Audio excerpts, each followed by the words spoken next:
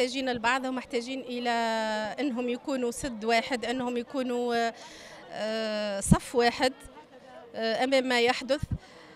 اللي صار في دار الصباح هو صفقة بأتم معنى الكلمة.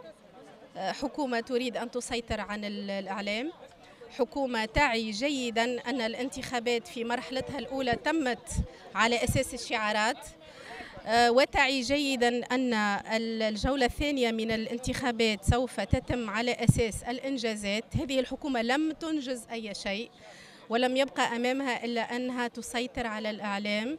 لو لم يقع تعيين تقني كهربائي على رأس مؤسسة الإذاعات التونسية لما وصلنا إلى هذا الحد، ولما اتخذ هذا القرار اللي الفوقي التعسفي الاستبدادي كما نحب نقولوا، ووقفني على العمل هكذا بجرة قلم أو بمكالمة هاتفية.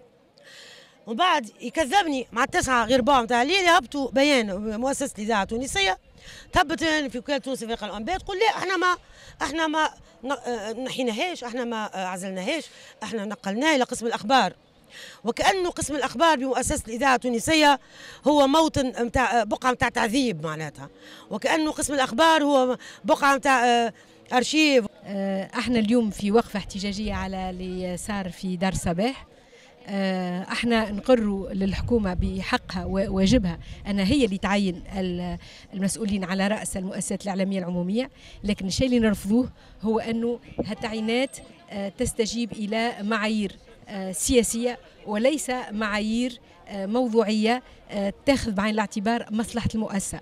في البلدان الديمقراطية هناك شفافية في هذه المعايير، هناك مثلا ابيل ا كانديداتور سور سي في يتعمل، تتشكل لجنه تدرس لي سي في الكل وتختار احسن بروفايل بالنسبه للمهمه اللي لازمها يوقع.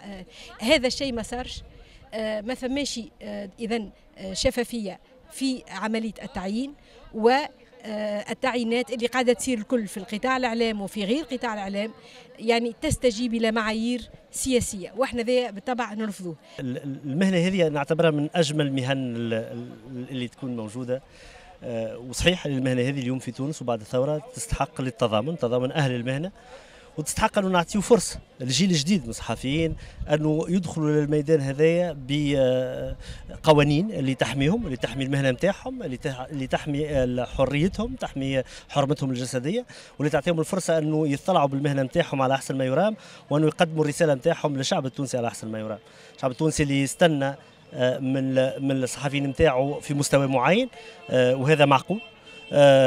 لكن الصحفيين ما ينجموا يقوموا بالدور هذايا كان ما يكونوا متضامنين مع بعضهم، وكان ما خاصة يحميوا الحرية نتاعهم وحرية التعبير نتاعهم. نعتبر حرية الصحافة في قلب الحريات، ونعتبر أنه ضربها هو ضرب اللي في الصميم للثورة التونسية الحقيقة. Ce qui se passe, notamment ce que nous sommes venus condamner aujourd'hui, c'est-à-dire des nominations à la tête des médias publics qui manquent complètement de transparence et un gouvernement qui ne propose ni appel à candidature, ni concertation avec les professionnels pour placer à la tête des médias publics des dirigeants responsables. Donc on est très inquiet, et surtout que c'est ce qu'on a écrit sur un de nos panneaux, c'est que finalement ce qui était annoncé comme une exception il y a plus de 6 mois, au début du mois de janvier, quand le gouvernement avait nommé certains directeurs à la tête des médias publics, est devenu la règle.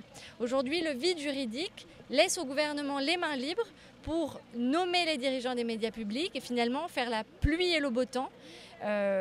Dominer, gouverner aussi les médias publics. Or, les médias publics, pour nous, ne doivent pas être à la solde du gouvernement.